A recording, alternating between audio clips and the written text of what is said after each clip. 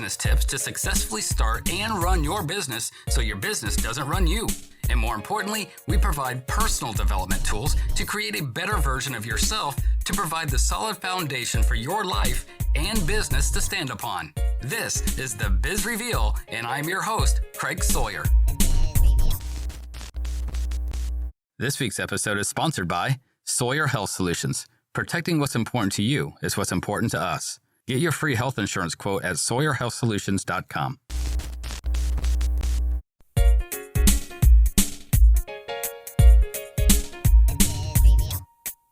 Now, a cheerleader of hope, Barby Ingle tells her story of how she went from excelling in cheerleading, dance, and gymnastics to battling chronic pain after a disastrous accident. Through her search for a cure for her reflex sympathetic dystrophy, she became her own best advocate and strives to share the information she has learned so others don't have to experience the same disheartening struggles. After the show, learn more at www.internationalpain.org. This is the Biz Reveal podcast with this week's guest, Barby Ingle. I grew up as a cheerleader and dancer and gymnast, and went through instructions and camps and special classes. And when I graduated college, I moved to Washington State to get married. And literally like the day of graduation, I moved and didn't really have an idea of exactly what I was going to do when I moved. But I was taking a walk by the local high school and I saw their cheerleaders out practicing. And I said, oh my gosh, they suck. They need help. They need my help. And I went and got a license to start my own business in Washington. And at first it was a sole proprietorship, and then it grew into a corporation, and actually had camps, cheerleading camps, dance camps, and competitions in the Western United States and Canada. So it got quite big. Exciting. And it's so funny how it all starts too, because I think we all do that, whatever profession we're in, and we see somebody else doing it and we're like, oh, it's just cringeworthy. And you're like, no, I just can't allow that to happen.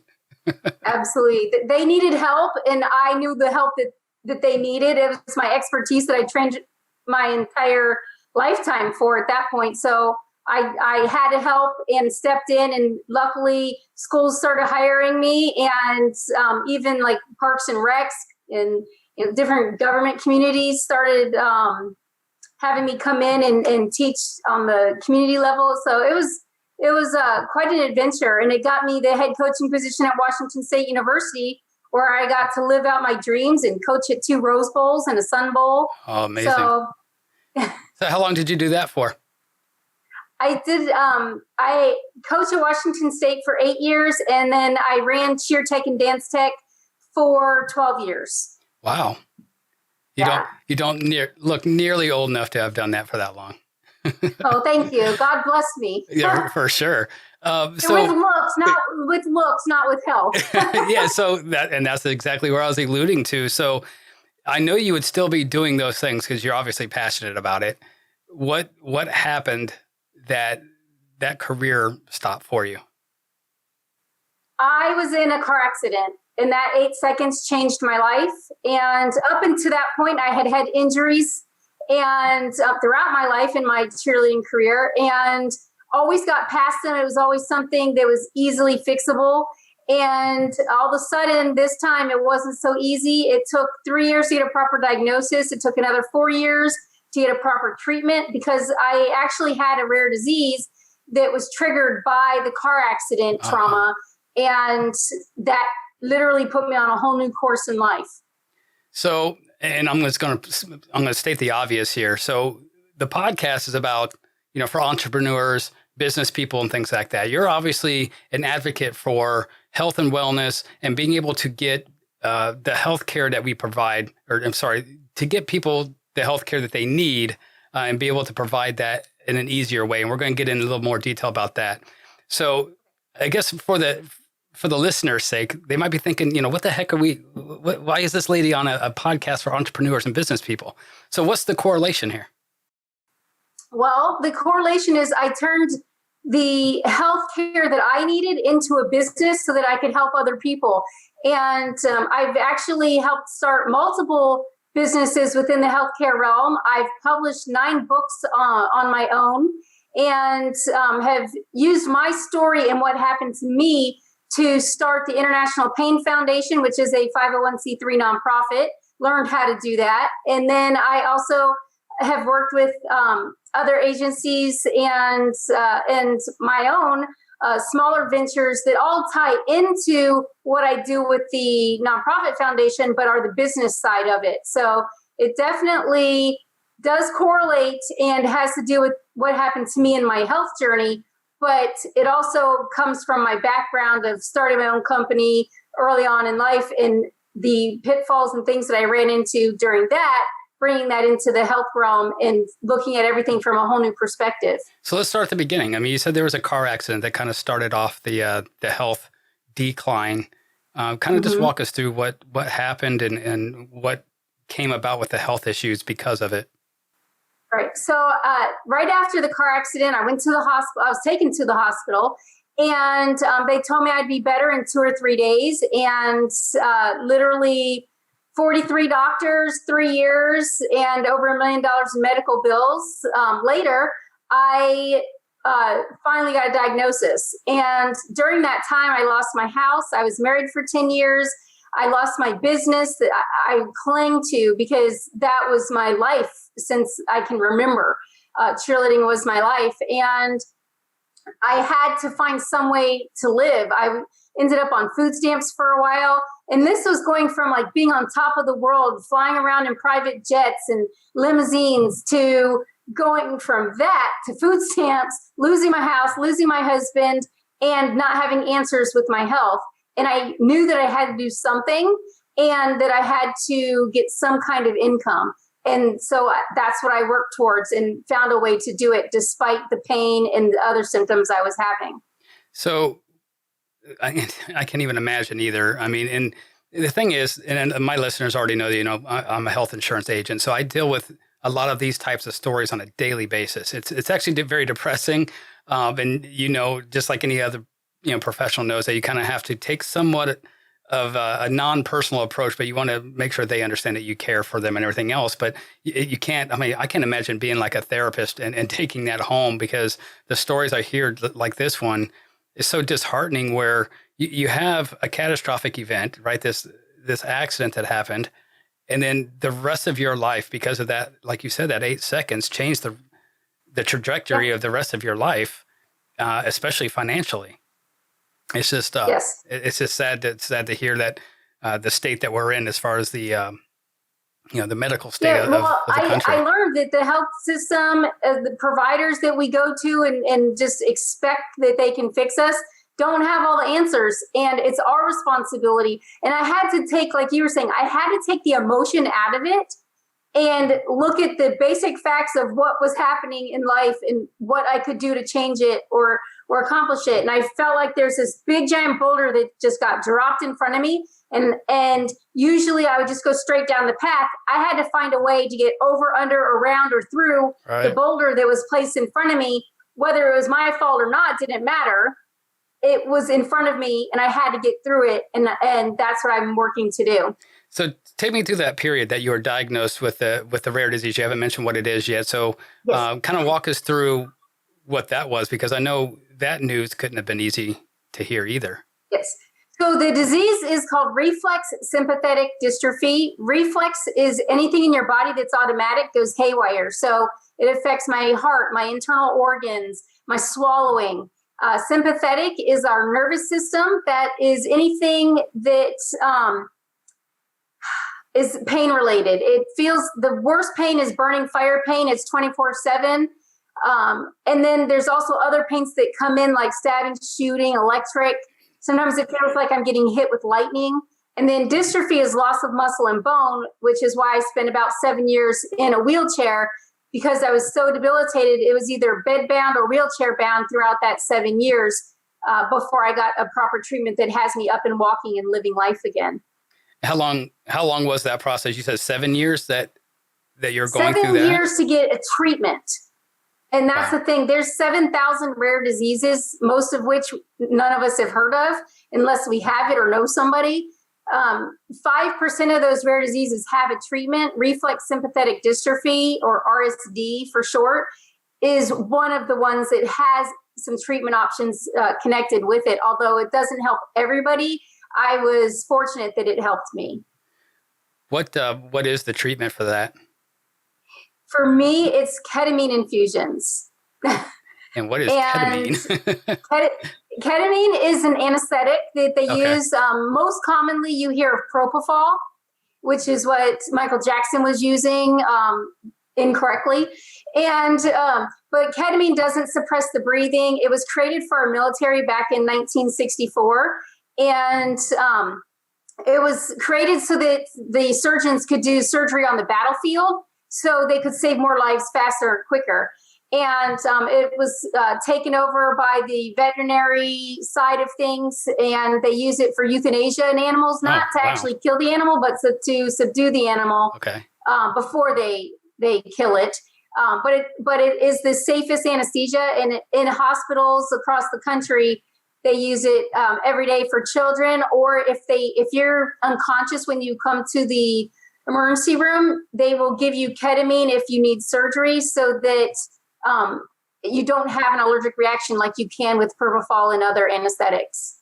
But it actually resets the glia cells in our spine and brain, which is like rebooting a computer. So if you look at your body like a computer, the ketamine infusions, which I receive about 4 times a year, actually reboot me like restarting a computer, and it helps my body get moving again. I just can't imagine having to. And so you still have to do this, like it's an ongoing process. Will this be a lifetime process? It will be the rest of my life. And they actually put a portacath into my chest. One of the symptoms of RSD is vascular constriction, so they can no longer use my arms or legs. Even though the treatment's helping me walk and stay mobile, it still affects my internal organs and my vascular flow, my blood flow. So they had to put a portacath in that is in my chest. It goes up through my jugular and down into my heart. Wow, that just doesn't sound like a good time at all to me. No, it's not, but it's livable. And I found ways to be successful despite all of the challenges I face. Yes. And that's a good point too, is at what point during this process because I know this has to be depressing at some points when you're going through this, and obviously the frustration of, trying to narrow down and figure out what the problem is, what doctor can help you, which doctors can't help you. And then when you find a doctor that can help you, which form of treatment is the right form of treatment, because there's always choices out there. It has to be very frustrating and very demotivating. And just, I know there had to be periods of time that went by for you that was very depressing to go through that. It is very depressing to go from whatever you're doing in life to not being able to do almost anything at all. I had to have help showering, bathing, getting clothes on. I literally was just going from doctor to doctor to doctor, trying to find answers and get some type of help. So it is very depressing. And I did start counseling. That was what I was going to ask. What was your process of getting through that? So counseling is one of the things that you did. I did go to counseling and learn some tips, tools, and techniques with that. And my degree, when I graduated from college, my degree was in social psychology. So not exactly clinical psychology like we would expect with depression. But I did have a background in psychology. So I was able to do some on my own, but I did need professional help, and realizing that even though I lost all these parts of me in my life, that I still had purpose, I still had function, I was still living, and I had to find a way through it. And my counselors were able to help me through that process. One of the greatest tools that they taught me is a project called I Am.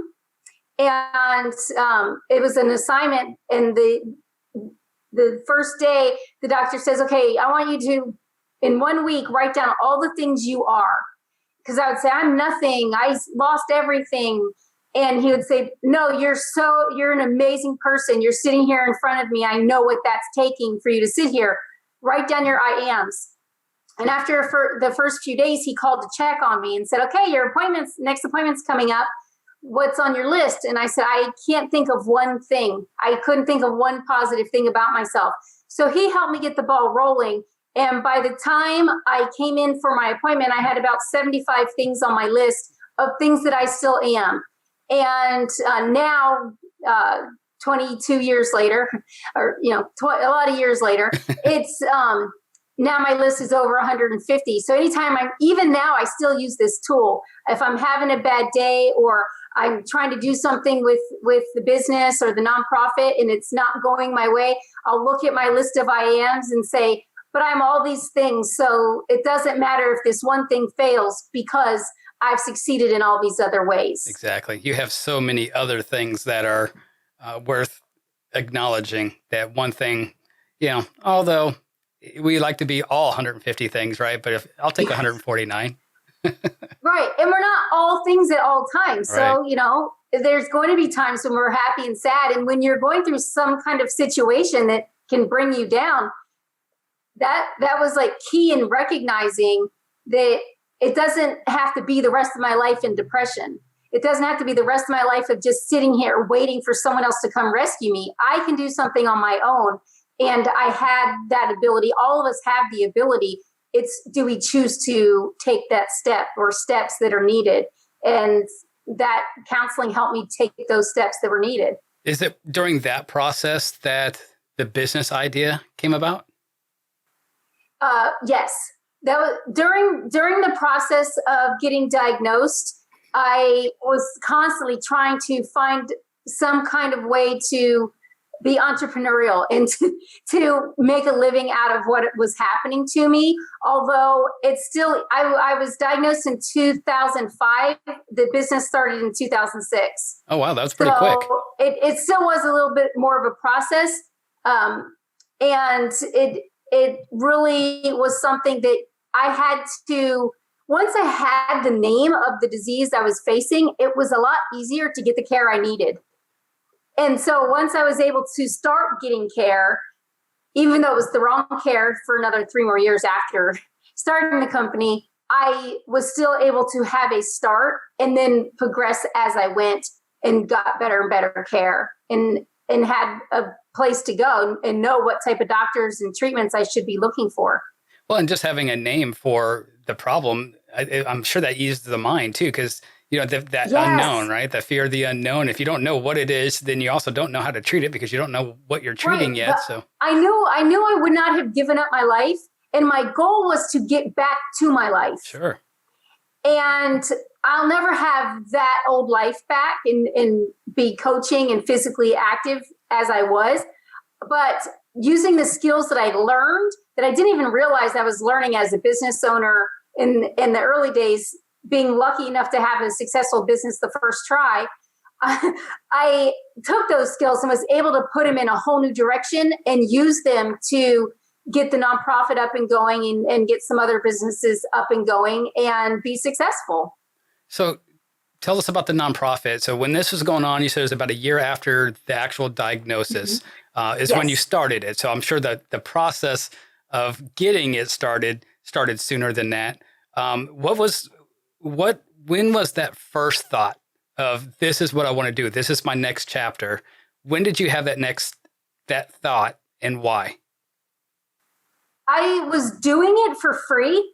I was mentoring other patients. I was talking to other patients and reaching out and said, there has to be a way to turn this into something that can sustain a living. And help even more people. And be and help people. My goal was to help people. So I was doing that. Sure. Now the next step from there was, how can I make a living out of doing something that is so rewarding, which I had no idea I was going in this direction.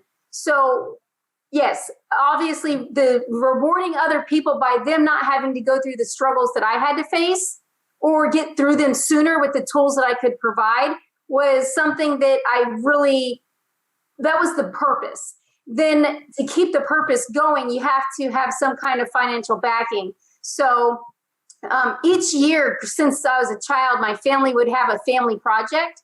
And at Thanksgiving dinner, it was brought up as, hey, this could be our family project. But instead of doing something different every year, we could start this nonprofit. And it grew from 4 board members inside my family to an international association that has networks in 16 different countries. And we have a very wide reach and are doing projects that are very meaningful and very successful while we're actually helping thousands and tens of thousands of patients.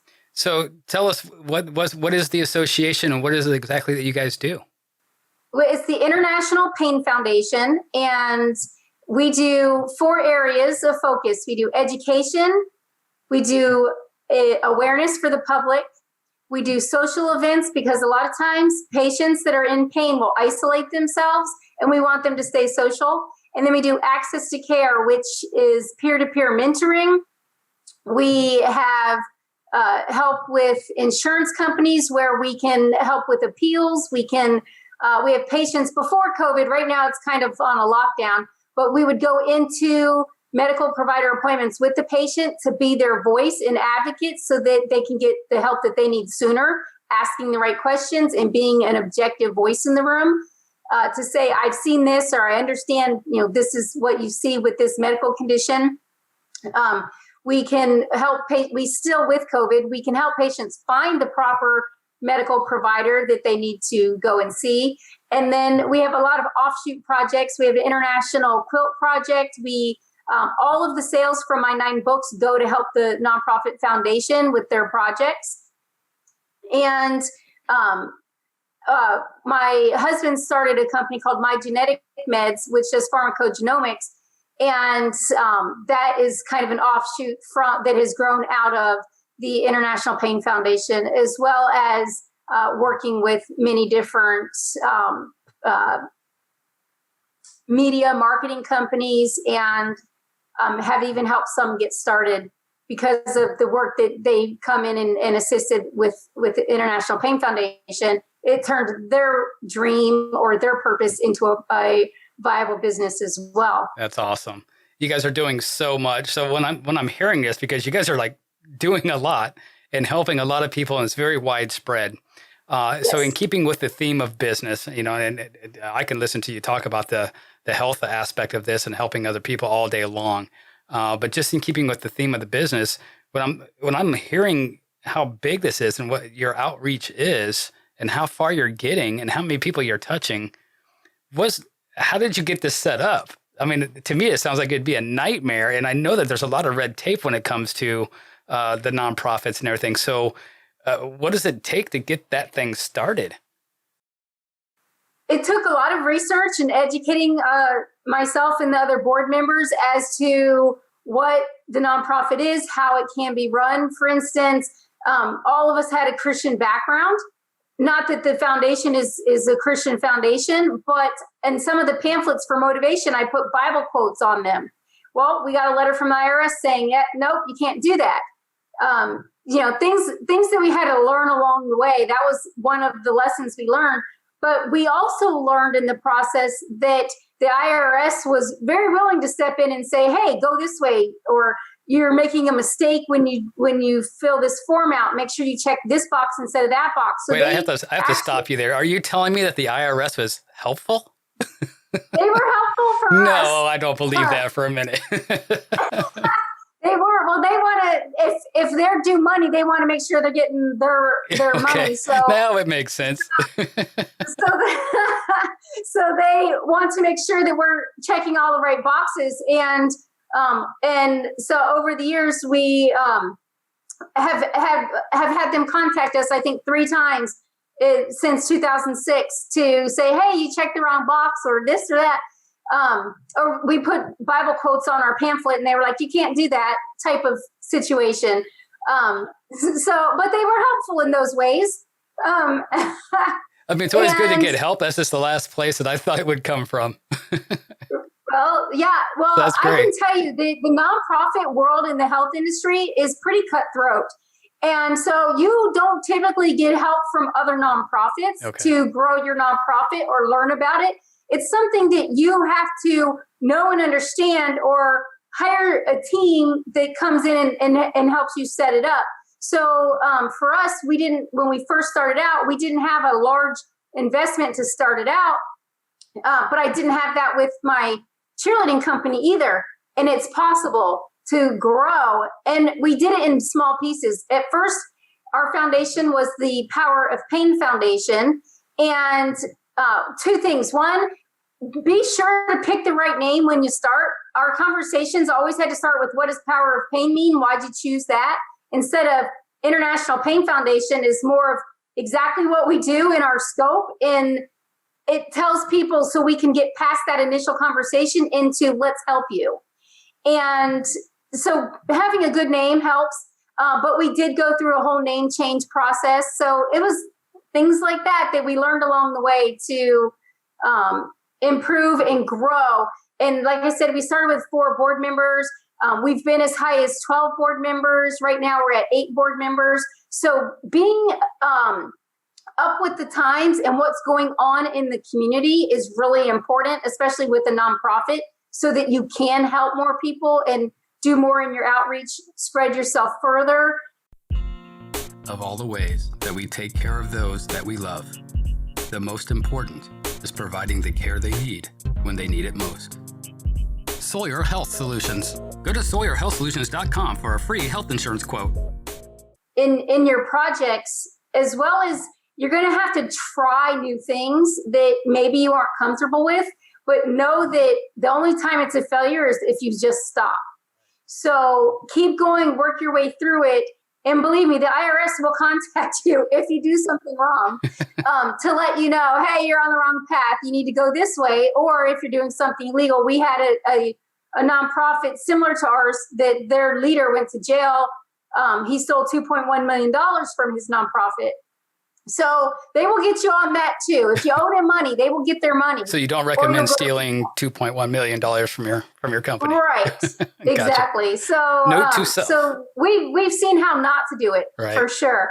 And we just make sure that we do it the right way, get our paperwork in, and that we're transparent. In nonprofits, transparency is very important. So is this like a lot of online research? Like you're sitting on the couch with your laptop out, just Google searching how to do all these things? Are there centers that you can go to for help that are locally, or a combination of all the above? When I started writing grants, I really sucked at writing grants, and I went to our Arizona Diamondbacks, the baseball team. Mm-hmm. They have a grant process, and they had a grant class that was free. So I started finding classes like that and going to those, and so that improved greatly. Getting grants, how to write the grant, what they're looking for, what does scope mean, how to answer a question in 2 to 3 sentences, because they don't want to be sitting there. The grant reviewers don't want to be sitting there reading, 3 pages for one answer. They want a few sentences that tells them, what you're doing, you're on the right track. And if they give you this money, you're going to do good things with it.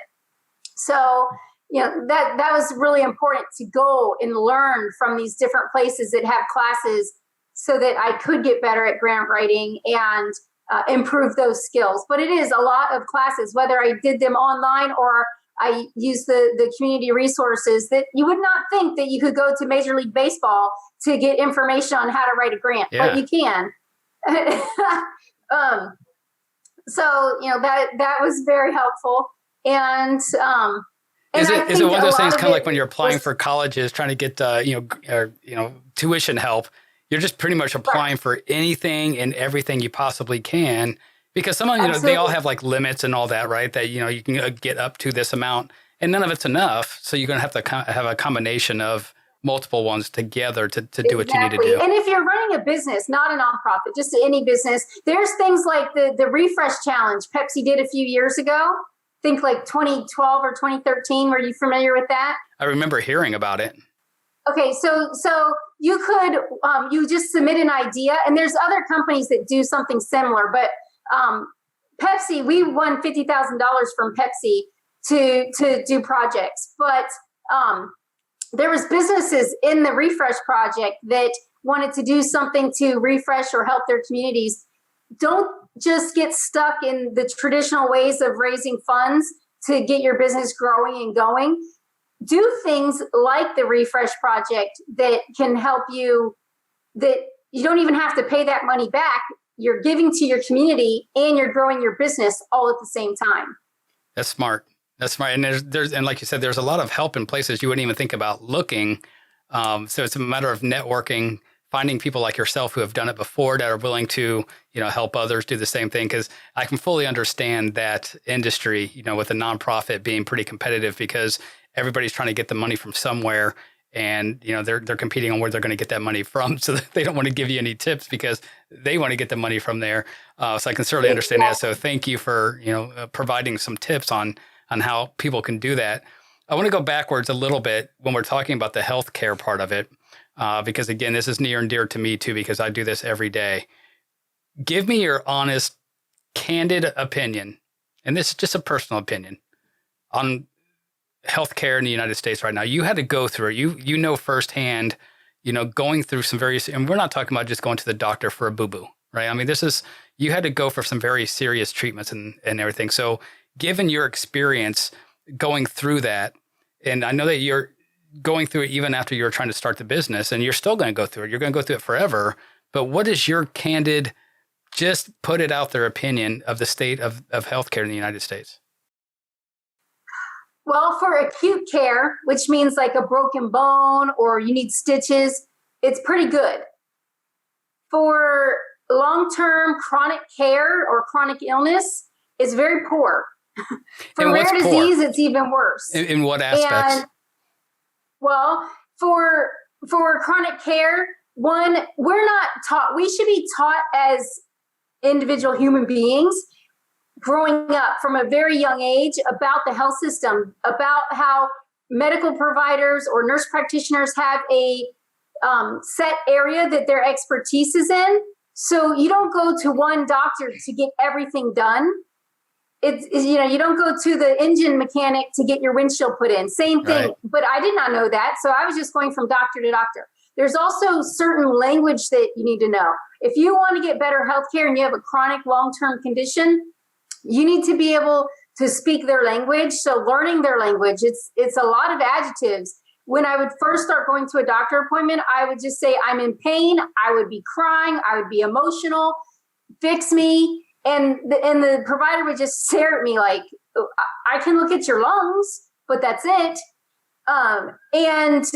And so they looked at their one scope. I didn't recognize or realize that because I was in the midst of my pain. Had I had earlier education to know how to go to a doctor when I one day need care, whether it's in your 20s or in your 80s, whenever you need that care, to know how to talk to them, we should be teaching that from a very young age. See, and that's one of the things that I'm sure nobody thinks about is learning about how to talk to your doctor. But like you said, if you're trying to explain to your mechanic what's wrong with your car, and you just say it's making a noise, they don't know how to help you. It's too general.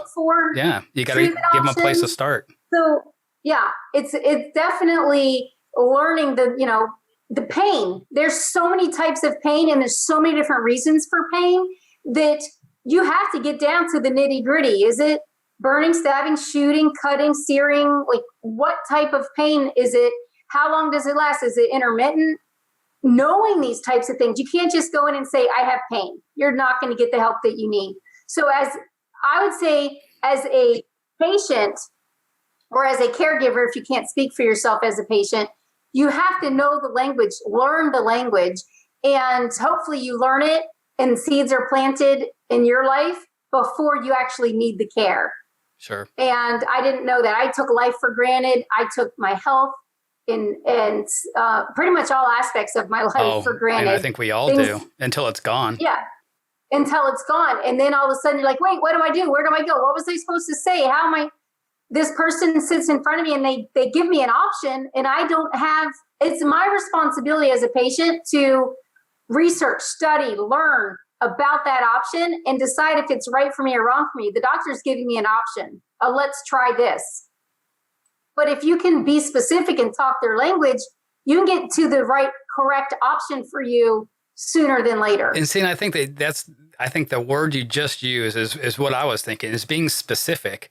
Because it's not complicated. You just got to just tell the doctor exactly what it is that you're feeling. Cause right? You know your body, you know where that pain's at, you know how it feels. Like you said, is it burning? Is it a sharp stabbing pain? Is it a dull, annoying pain? I mean, there are plenty of different types of pain, but you have to be very specific and be able to articulate exactly where it's at, how it feels, take note of when it's happening. When I had some knee pain back when I was in the military, I knew it was coming from the center of my knee, not the kneecap, not behind the knee, but it was like right in the middle of the knee. It happened after I was, physical activity. What kind? I mean, it wasn't like just walking. It didn't hurt. But if I was running or any type of like climbing stairs or, things like that, and you have to have those descriptives to be able to give to the doctor so they know, because they're trained to know what a certain type of pain in certain areas are caused by. But if you just tell them I got knee pain, well, hell, anybody over 30's got knee pain, right? Unfortunately.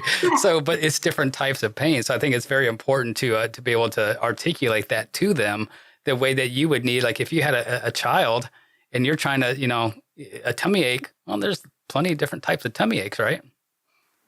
Exactly. And that makes all the difference in the world when you can speak the same language as the person trying to help you. Yeah.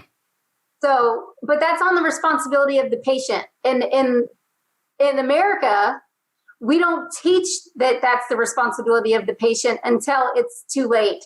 I would change. If I could just have a magic wand and fix something, I would fix that and give people education sooner so that when they do need it, or their aunt or their uncle or their grandparent needs it, they know what to do. So how about telehealth? This is a big thing, especially right now with COVID. Yes. So and by the time this thing airs, we're recording this a couple months before it's going to release, but we're still in the COVID days. And my God, I hope by the time this comes out that we're not still in the COVID days. But as of right now, we are still in COVID, and telehealth is I'm going to give you my opinion on it first. And I want to ask for your response to that. I believe that telehealth is phenomenal for the small stuff, right? I mean, you don't want to talk about if you've got major issues going on. I recommend getting your butt into the doctor and making sure that you're okay. But if you just got sore throat, you might be okay. But then again, if we're talking about COVID, you might not be okay. So what are your thoughts on telehealth and the future of telehealth? I think COVID changed the whole health system, and telehealth will be here to stay. Now, they're passing laws to get that to happen, to make insurance cover it and pay for it appropriately. Mm-hmm. But telehealth is here to stay. I've been using telehealth with my primary care doctor since 2015. I love it. I have his personal cell phone number. I can call him anytime. I can text him pictures. We video chat, and it's great for certain things. But when it comes to chronic care, once again, you can have the need to go and see someone in person. For instance, during this COVID time, I developed a mass in my throat. And so I'm texting the doctor and saying, I have this mass. And he's like, yeah, bump in your throat. It could be different things. And then I took a picture and texted it to him. And he said, okay, you need to see the ear, nose, and throat doctor tomorrow. And by looking at the picture, and then he later on was like, I want to see more. So he telemed me, and I went up close to the camera and opened my mouth, and he looked around and he's like, yeah, you definitely need to go, because in the tumor, there was a vein running through it, and that's one of the signs of cancer. And so he was like, no, this is something you cannot wait. They can't do this from home. You have to go in person. Luckily, it wasn't cancer. It's just a tumor that grew in my throat. But they didn't know that, and it could have been, and they needed me to get in there and see somebody in person. So definitely, I love telemedicine. I use it. I've been a long-time user, even before it was cool. But when you have a situation like that, you have to also have the flexibility and ability to go in person. Absolutely. To get the diagnostic tools and to get the expert eye visual that the doctor or specialist needs to see. I agree. And, obviously if you have young children too, I mean, you don't necessarily want to take the chance. If you got a 2-year-old, I think you should go into the doctor, because there's no real record of what, a history of something that might be wrong with them. And here's the other issue too. And I don't want to go off on too much of a tangent, but with telehealth, and I'm a big supporter, so don't get me wrong here. I'm a big supporter of telehealth.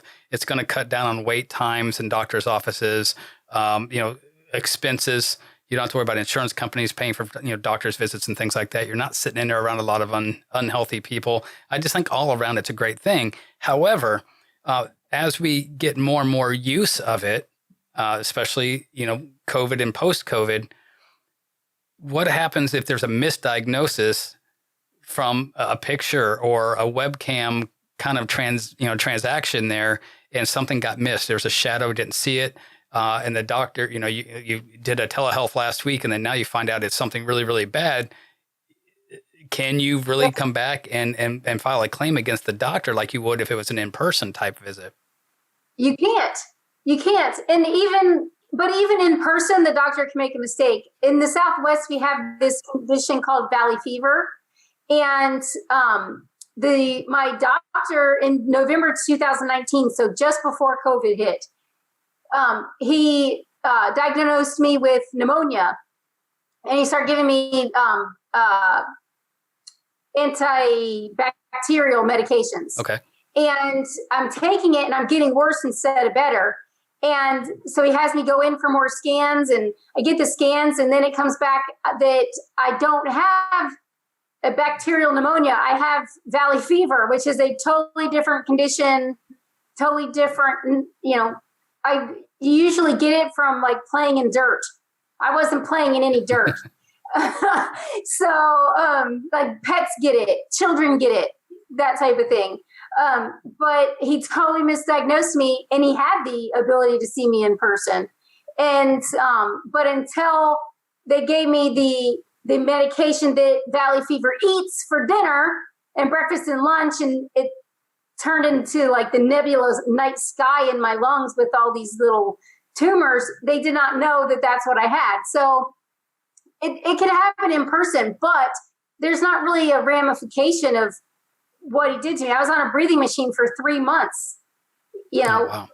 There's nothing you can really do about it. So yes, that's going to happen in telemedicine, but it happens in real life also. Sure. And you know what? We can't forecast yet. And I think that change, and man, I've said this on probably every show I've done in the last 6 months, but COVID has changed everything, and not always for the worse. I mean, a lot of technological advances, and probably almost all of them, have come out of tragedy, right? We're fixing problems. That's the whole point of technology, is to fix problems. So if you think that telehealth is just phone calls, webcams, and taking pictures, that's all it is right now. I guarantee you it's going to progress, and we can't even maybe fathom what it's going to be, in 2 years or in 5 years. But there's probably going to be some type of sensor, an app on your phone, there that can already is. take your vitals and everything. There already is. Sensors, apps, blood pressure. That I have a blood pressure app that sends it directly to my doctor to let him know what my oxygen level is, my blood pressure, and I've even had at some points in my journey, I've had it where it tells him how much physically I'm moving around.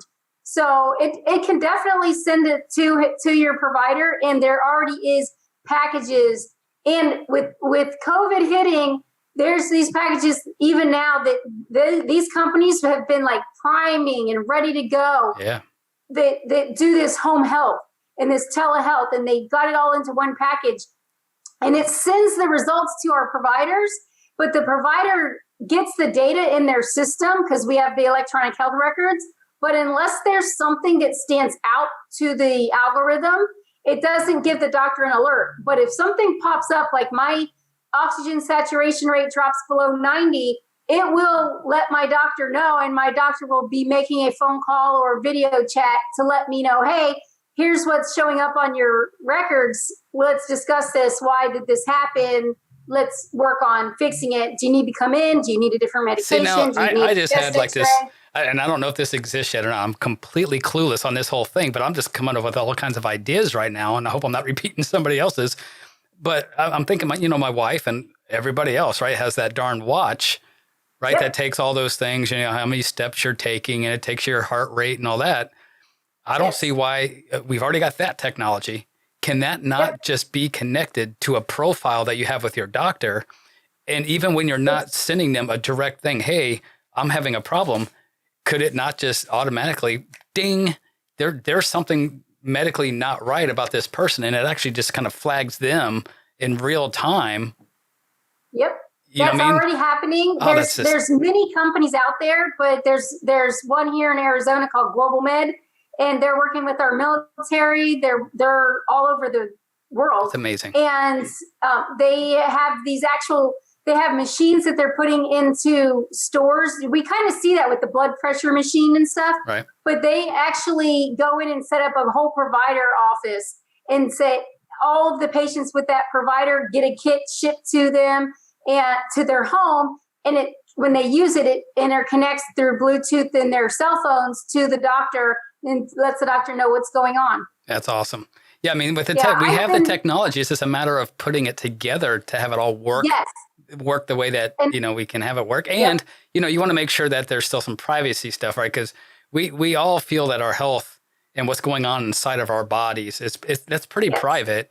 And if you do that automatic kind of system, now you're sharing what is happening with your body in real time all the time. So it's kind of like an Alexa inside your body all the time. So then there's some privacy issues there we might want to, look at as well, and some ethical stuff. So it's covered under HIPAA, but then they also passed last year, I believe, another law that I forget the number of the law, but there's a law in place that it cannot be used against the patient through insurance or other billing companies that we use to help get the pay for the care that we need. And so it's supposed to be between the patient and the provider, but there's a lot of people with that data, and there's a lot of companies out there that have sold data or had data stolen from them. So it definitely is a concern, but it's not supposed to be used against us. Sure. Yeah. And again, like you just mentioned too, is being able to protect that data. Because we hear of, breaches all the time, financial breaches and information breaches. Anything that is electronic can and will always be breached, at least with the technology that we have right now. So that's of concern as well. And then are you going to have, oh my God, we could totally talk about this all day long. Are you going to have things like, Facebook? If you do a Google search, right, for a watch, all of a sudden you got watches flying through your feed on Facebook. Would it be the same thing if we're feeding your personal vitals and your bodily vitals constantly? Are you going to have certain types of, and I'm not talking about just Facebook, but just in general, all of a sudden now, people know what your more personal information about you that might turn into some other problem. So again, that's what I meant about ethics. There's going to be some lot of ethical issues that go with that as well. How can people get better access to health, better access to better health care? Well, you have to be willing to figure out the best mode to get to that care that you need. So, just like you have to decide if I'm going to ride my bike or take a car or a taxi or an Uber or a plane or a train to get somewhere, it's the same thing with healthcare. You have to decide as a patient what you're willing to do, where you're willing to go, and how far that you're willing to go. If you really want to get the care, it's out there. You just have to be willing to get there. For instance, when I first found out about infusion therapy, the doctor said the insurance does not cover this, and it's $18,000 cash up front.